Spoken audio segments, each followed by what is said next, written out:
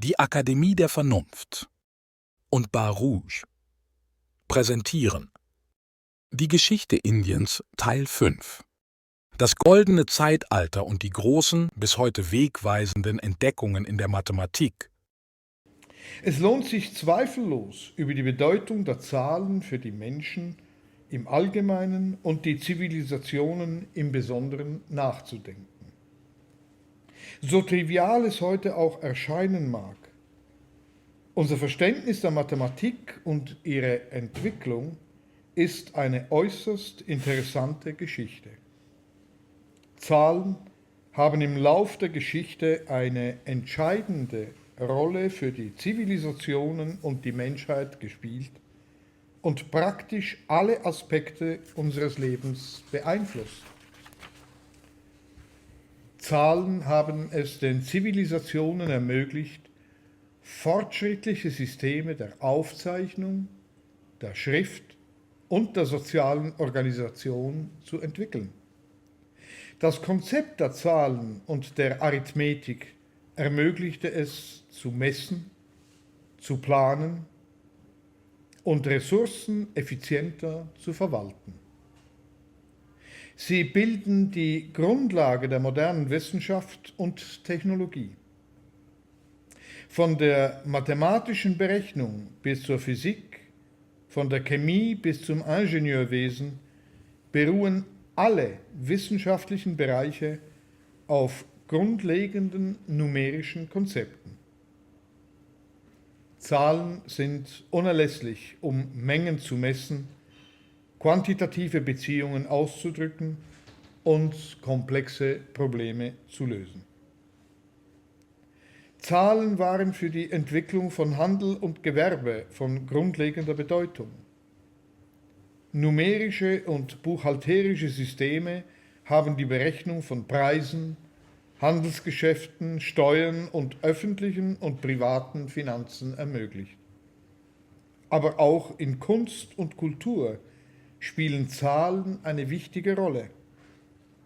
So basiert beispielsweise die Musik auf mathematischen Prinzipien wie Rhythmus und Harmonie, während Architektur und Design mathematische und geometrische Proportionen nutzen, um ästhetisch ansprechende und funktionale Werke zu schaffen.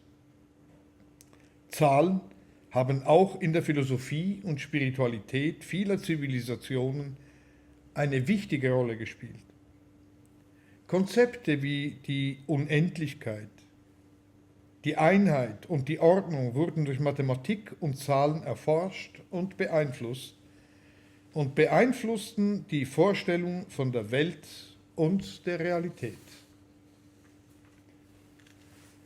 Schon seit den Anfängen des Abenteuers des Homo sapiens versuchten die Menschen, ihre Orientierungslosigkeit gegenüber der Natur in vorhersehbaren Gesetzen und Mustern zusammenzufassen, um sie in den Griff zu bekommen.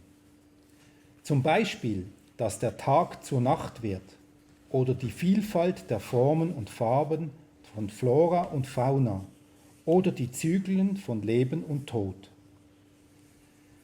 Das mathematische Denken wurde geboren, um eine Erklärung für die Muster der Natur zu finden. Die Grundbegriffe der Mathematik, nämlich Raum und Menge, sind den Lebewesen wahrscheinlich angeboren. Das gesamte Tierreich verfügt über einen Sinn für Entfernungen und Mengen und kann die Anzahl der ihm gegenüberstehenden Gegner abschätzen, um zu entscheiden, ob es kämpfen oder fliehen soll. Die Fähigkeit, Entfernungen und Mengen abzuschätzen, kann daher zu einer Frage von Leben und Tod werden. Ausgehend von diesen Bedürfnissen begann der Mensch, Beziehungen zwischen Mengen zu erkennen und zu zählen, was zur Entstehung eines neuen Universums führte, des mathematischen Universums. Was ist also die Zahl, die ein Mensch verstehen kann? Und was ist der Mensch, der die Zahl verstehen kann? Zwei sehr komplexe Fragen, die ein in den 1960er Jahren tätiger Neurophysiologe Warren Strugis McCulloch zu beantworten versuchte. Was ist eine Zahl und was macht einen Menschen fähig, eine Zahl zu verstehen? Die Antwort liegt wie so oft in der Vergangenheit. Wie ist die Mathematik entstanden? Die Zahl auf der einen Seite und die geometrischen Figuren auf der anderen. Mit anderen Worten, die beiden großen Bereiche der antiken Mathematik, die Arithmetik auf der einen und die Geometrie auf der anderen Seite. Um diesen Weg zu verstehen, kann es lehrreich sein, sich bestimmten Zivilisationen der Vergangenheit zuzuwenden, denen wir, in Ermangelung anderer Elemente, die Entstehung von Konzepten und Systemen zuschreiben, die wir heute Mathematik nennen. Nehmen wir ein antikes Buch, auf das wir bereits in der zweiten Begegnung hingewiesen haben, nämlich das Totenbuch, das wir im Ägyptischen Museum in Turin bewundern können. In diesem Totenbuch geht es hauptsächlich darum, was die Ägypter für die Zeit nach dem Tod hielten. Aber an einer Stelle stoßen wir auf einen Satz, der in diesem Zusammenhang für uns interessant ist. Es ist eine Frage, die gestellt wird, nämlich: Kannst du mir einen Mann bringen, der nicht mit den Fingern zählen kann? Die Frage im Totenbuch ist nicht fehl am Platz, denn die Ägypter waren an diesem Thema sehr interessiert.